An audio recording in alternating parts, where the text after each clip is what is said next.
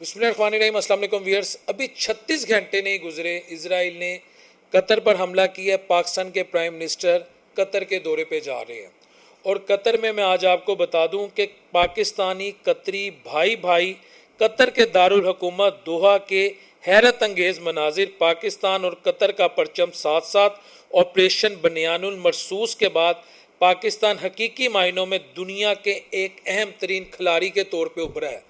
یعنی ابھی قطر پہ حملہ ہوا اور وہاں پر آپریشن بنیان المرصوص کی تعریفیں ہیں، شہباز شریف وہاں پہ جا رہے ہیں، اور اس کے بعد یمن پر حملہ ہوا، اور یمن کے بعد جو امریکی تھنک ٹینک ہیں، Michael Rubin senior think tank ہیں، ان کا یہ کہنا ہے کہ اگلا نشانہ ترکیہ ہے، یعنی ترکی یا ٹرکی، آپ جو مرضی سمجھ لیں، یعنی وہی ترکیہ جس نے خلافت عثمانیہ کو لیڈ کیا، اور وہی ترکیہ جس کے آج کل پریزیڈنٹ، بلکہ گزشتہ کئی سالوں سے وہاں کے جو پریزیڈنٹ ہیں اور ہر دل عزیز پریزیڈنٹ ہے طیب اردوان ہے۔ ترکیہ کو کیوں نشانہ بنایا جا رہا ہے؟ میں دوبارہ یہ بات دہرا رہا ہوں کہ میں نے 3 دن پہلے بھی لاگ کیا تھا، اس وقت کسی کے وہم و گمان میں بھی نہیں تھا کہ قطر پر حملہ ہوگا، کہ اب اسرائیل کے نشانے پہ عرب ورلڈ اور نان عرب ورلڈ دونوں ہوں گے۔ لیکن شہباز شریف صاحب قطر کیوں جا رہے ہیں، اور شہباز شریف صاحب کہ قطر جانے سے کیا امپیکٹ پڑے گا، اور آخر کار ایسی کیا وجہ ہوئی کہ جو اسرائیلی پرائم منسٹر ہیں نیتن یاہو، انہوں نے پاکستان کا بھی اب کھل کر نام لیا۔ اسرائیلی جو ایکشنز ہوئے ہیں گزشتہ 24 سے 36 گھنٹوں میں، چاہے قطر ہو یا یمن ہو، تو اسرائیلی پرائم منسٹر کہتے ہیں کہ جو پاکستان میں آپریشن کیا تھا امریکہ نے اسامہ بن لادن کے خلاف، اسرائیل اب اس طرح کے دنیا بھر میں آپریشن کرے گا جہاں سے اسے تھریٹ ہوگا کہ فلاں ملک یا فلاں country mister X Y Z وہاں موجود ہے، وہ اسرائیل کے مفادات کو نقصان پہنچا سکتا ہے، اسرائیل کی نیشنل سیکیورٹی کے لیے وہ تھریٹ ہے، تو اسرائیل اس ملک پر حملہ کرنے کا حق رکھتا ہے۔ یو این او کی قراردادیں ہوں، اسرائیل کی لفظی مذمتیں ہوں، جو کچھ ہو، اسرائیل کو اس کی کوئی کیئر نہیں۔ تو اب شہباز شریف کا وہاں جانا کیا اس بات کا اندیہ ہے کہ مزید حملے قطر پر نہ ہو؟ کیا کوئی پاکستان سے سیکیورٹی لی جا رہی ہے؟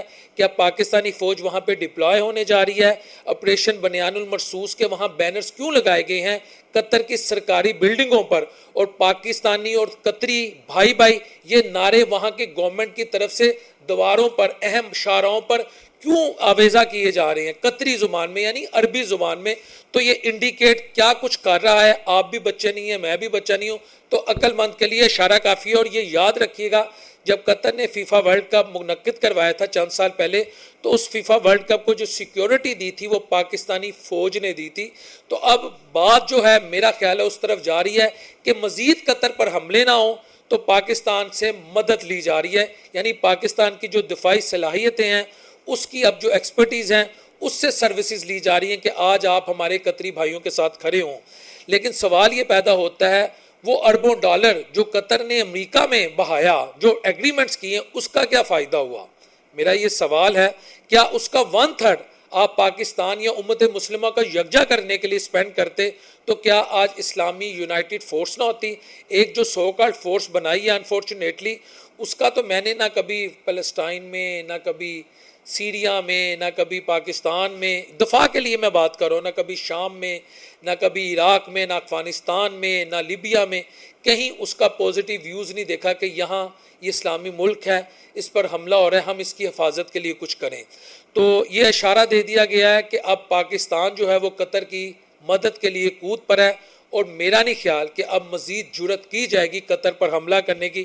میں آج آپ کو یہ پیشین گوئی دے رہا ہوں، یہ باقاعدہ ہماری فورن پالیسی کا ایک امپورٹنٹ پارٹ تھا کہ دنیا میں جو اسلامی ممالک ہیں، بالخصوص جو عرب ورلڈ ہے، وہاں پر حملہ، پاکستان پر حملہ تصور کیا جائے گا، تو اس کا شاخسانہ آج کے اسٹور سے آپ لگا سکتے ہیں۔ اور اگر کوئی یہ سمجھتا ہے کہ فورن پالیسی شہباز شریف نے بنائی ہے یا شہباز شریف اس میں ایکٹیو ہیں، تو میرا خیال ہے اسے پاکستان کی فورن پالیسی پڑھنے کی ضرورت ہے۔ اس کے پیچھے آپ کی ملٹری، آپ کی اسٹیبلشمنٹ ہے۔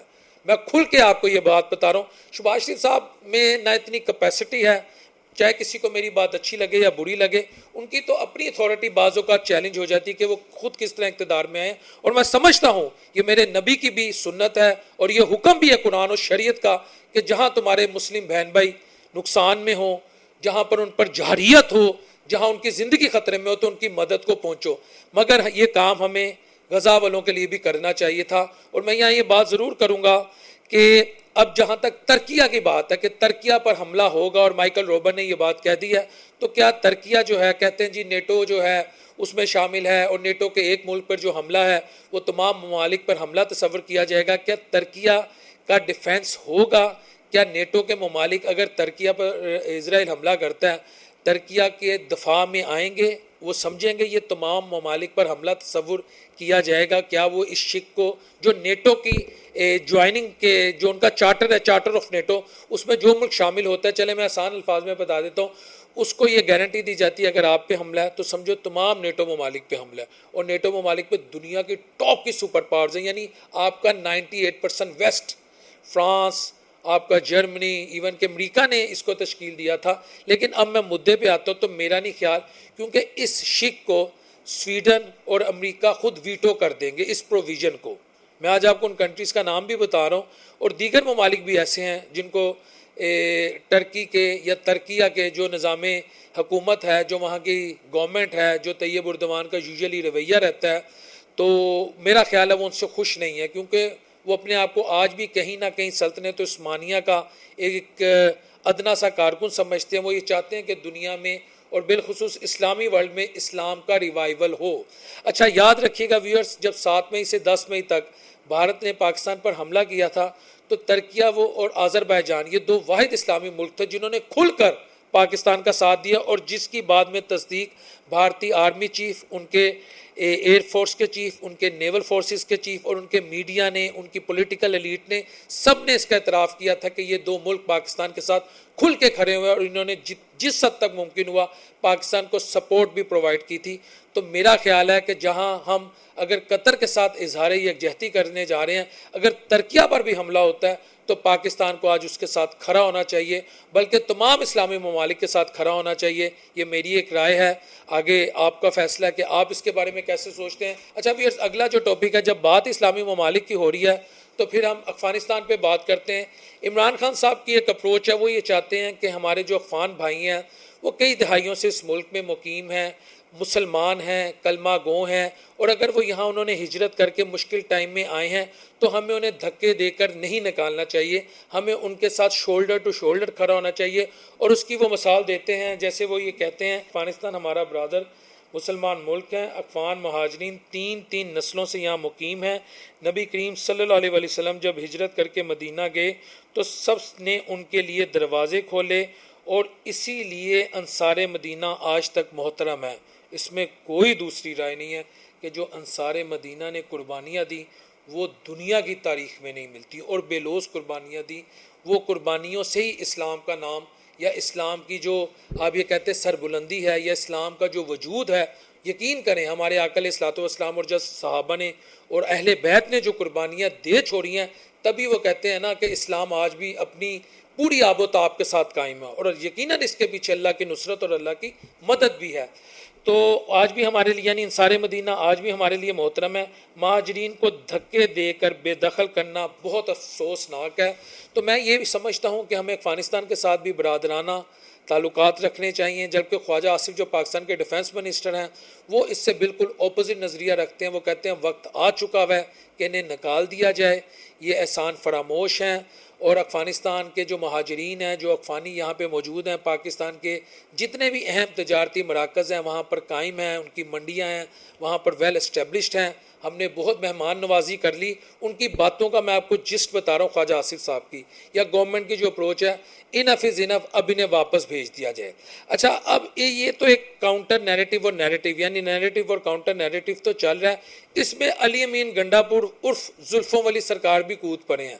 زلفوں والی سرکار کا کہنا ہے، علی امین گنڈا پور صاحب کا، کہ میرا تو جی پاسپورٹ بلاک ہو چکا ہے اور 9 مئی کے بعد، لیکن چونکہ خان صاحب یہ چاہتے ہیں کہ میں وہاں پر جاؤں اور افغان حکومت سے بات کروں اور اپنی مکمل سپورٹ کا اور عمران خان کی طرف سے مکمل سپورٹ کا ان کو یقین دہانی کرواؤں، تو میں تو بغیر پاسپورٹ کے بھی چلے جاؤں گا، میں افغانستان چلے جاؤں گا، میں خان کا یہ مشن ضرور پورا کروں گا۔ اور ہارون الرشید صاحب، اگر آپ جانتے ہوں آج کل کچھ وجوہات کی وجہ سے چینلز میں نہیں آ رہے، پروگرام نہیں کر رہے، کہ علی امین گنڈا پور نے اپنا قلعہ مضبوط کر لیا، اب عمران خان چاہ کے بھی انہیں نہیں ہٹا سکتے، اور جو وہ کرنا چاہتے ہیں ویسا وہ کرتے ہیں۔ اور وہ وزیر اعلیٰ کے پی رہیں گے اور وہ خان کے ساتھ کمیٹڈ نہیں ہیں. یہ ہارون الرشید صاحب نے بات کی اور میں یہ بات گزشتہ کئی مہینوں سے کر رہا تھا کہ خان کے ساتھ خان کی پارٹی میں کوئی کمیٹڈ نہیں ہے سوائے اس کی بہنوں کے یا چند جو ایسے لوائل لوگ ہیں بالکل ہوں گے، اور خاص طور پر کچھ لوگ جو ہیں وہ جیلیں کاٹ رہے ہیں. اچھا، اب علی مین گنڈا پور نے آج تک ایسا کیا کیا ہے جو وہ یہ کام بھی کر دے گا؟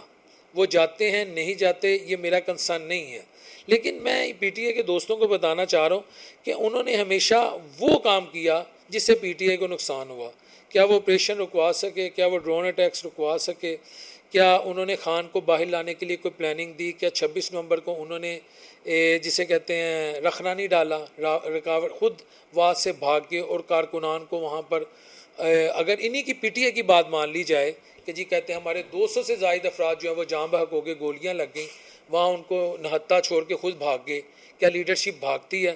پھر اس سے پہلے آئے تھے اگر آپ کو یاد ہو، وہ پی ٹی اے والے ادھر پہنچے، پنڈی اسلام آباد پہنچے اور معصوف کہتے جی مجھے تقاضے کے لیے جانا تھا، میں واش روم گیا، وہاں سے پھر چھپتے چھپاتے 3 دن بعد کے پی اسمبلی سے نمودار ہوئے. ایک ملک کا وزیر اعلیٰ، ایک صوبے کا وزیر اعلیٰ، کوئی مذاق بھی نہیں، کوئی کونسلر بھی نہیں، کوئی ٹیچر بھی نہیں، کوئی صحافی بھی نہیں. صحافی تو بیچارے چھپتے پھرتے رہتے ہیں.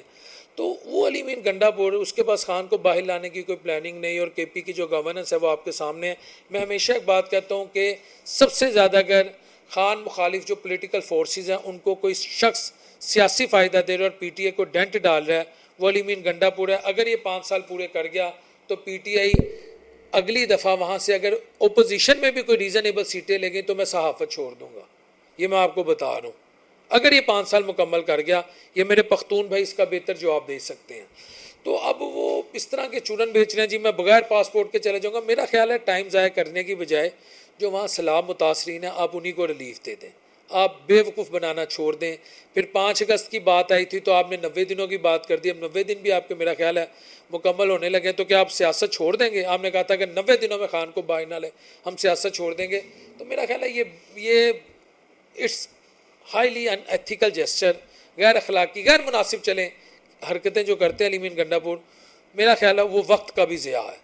تو ویئرس بالکل ہمیں ہمسایہ اور برادر اسلامی ممالک کے ساتھ اچھے تعلقات رکھنے چاہیے، لیکن ایک بات میں ضرور کہوں گا کہ افغان حکومت کو بھی پاکستان کی جو یا پاکستانیوں کی جو قربانیاں ہیں ان کا خیال رکھنا چاہیے کہ ہم نے ہمیشہ آپ کے ساتھ اچھا سلوک کیا، لیکن آپ جو بھارت کے ساتھ پیار کی اور محبت کی پینگیں بڑھانے کی کوشش کرتے ہیں تو پھر پاکستان بھی جو ہے وہ اپنے نیشنل انٹرسٹ کو پروٹیکٹ کرنے کا مکمل حق رکھتا ہے. السلام علیکم ورحمۃ اللہ وبرکاتہ.